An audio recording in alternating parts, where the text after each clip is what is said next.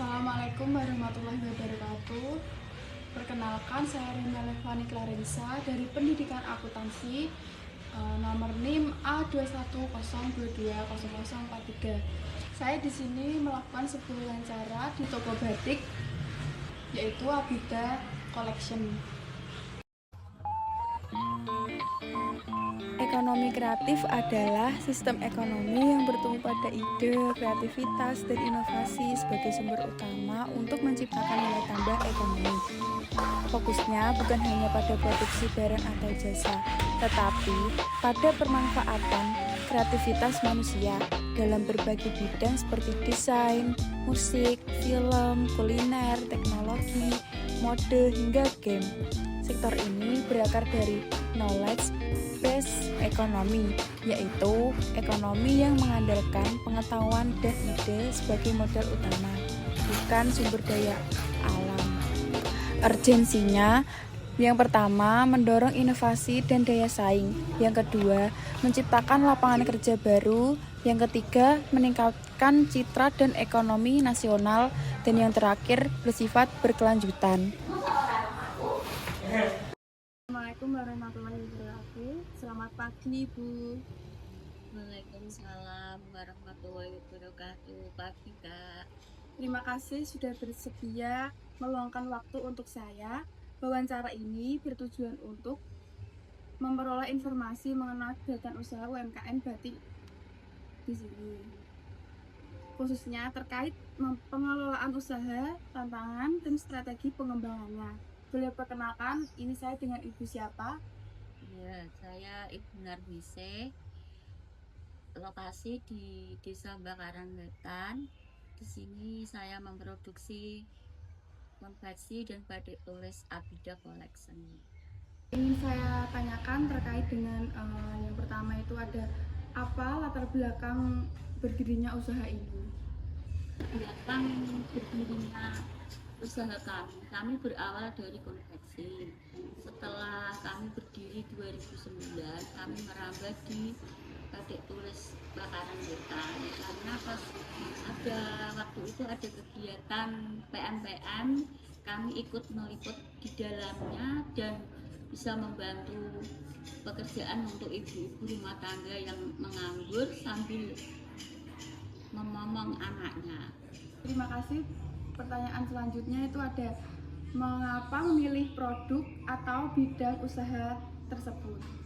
Karena batik tulis Bakaran itu merupakan sejarah batik yang berdiri sejak abad 14, dan kita ingin melestarikan budaya tersebut hingga tidak bisa melestarikan leluhur nenek moyang kita, mencintai produk batik buatan kita sendiri dan didukung oleh tenaga kerja yang sudah terampil.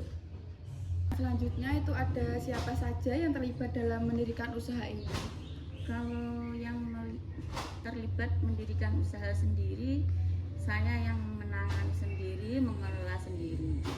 Berarti dengan Ibu sendiri yang mengelola semua usaha ini ya? Ya, saya sendiri Dari awalnya dibantu dengan suami, terus kita berdirinya itu dibantu juga oleh pekerja-pekerja yang lainnya.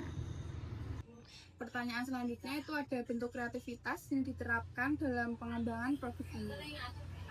Ya, memang kita itu harusnya dituntut untuk berkreativitas, terutama harusnya kita penggalian motif-motif baru dengan tidak menggunakan motif-motif yang lama. Kita harus punya wacana untuk meningkatkan produksi kita sendiri, karena dengan adanya motif baru mungkin para pelanggan tidak akan bosan. Bagaimana proses munculnya ide-ide tersebut? Ya, kita itu menciptakan ide itu sesuai dengan kata, tapi dengan tidak meninggalkan motif yang lama. Jadi kita ada ide peningkatan untuk membuat kreasi warna baru atau motif baru sesuai dengan perkembangan zaman sekarang. Karena usaha ini berkontribusi terhadap perekonomian masyarakat lokal. Ya, kita itu bisa membantu pengangguran ibu-ibu yang sudah berkeluarga, khususnya untuk mengurusi anaknya yang mau sekolah, mengaji, mengangkat les sambil kita bekerja di sini. Berarti banyak peluang usaha warga lokal dipekerjakan di usaha ibu ini ya Bu? Ya, sebagian ada juga, sebagian juga yang tidak mempunyai anak kecil khususnya juga bisa menambah perekonomian untuk keluarganya. Apa saja tantangan utama yang dihadapi dalam usaha tersebut? Tantangannya itu kalau di era sekarang itu dengan adanya batik print yang berbentuk sama dengan batik tulis tapi dia berproses print malam itu. Jadi tantangannya di situ. Berarti lebih kayak kalau batik print lebih cepat gitu. Ya, lebih Kalau cepat, lebih murah. batik ini kan lebih mahal tapi kualitasnya lebih baik. Ya, karena kita itu masih mempertahankan batik tulis, jadi kita itu harus benar-benar menghasilkan produk yang berkualitas, yang baik, bagus, sehingga konsumen itu kembali ke sini lagi. Berarti strategi yang digunakan untuk menghadapi tantangan tersebut apa Ibu? Ya, tetap kita membuat batik kita sebagus mungkin, kualitas yang benar-benar berkualitas dengan harga yang terjangkau. Menjaga kualitas. Ya, itu nomor 1.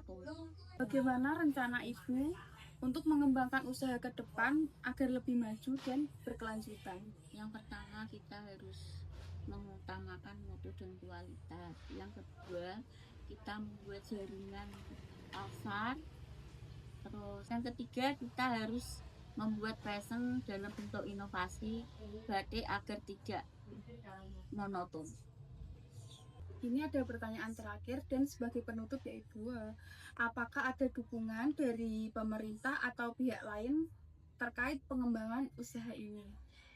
Tentunya pemerintah itu memfasilitasi dengan adanya usaha ini, dengan adanya pelatihan, kita dibantu fasilitas merek, juga semuanya, tinggal personil orangnya yang mau diarahkan apa enggak.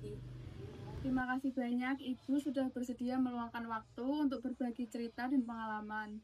Informasi yang saya dapatkan itu sangat bermanfaat bagi perkuliahan saya. Semoga usaha batik bakaran tersebut berkembang dan semakin sukses ke depannya. Amin.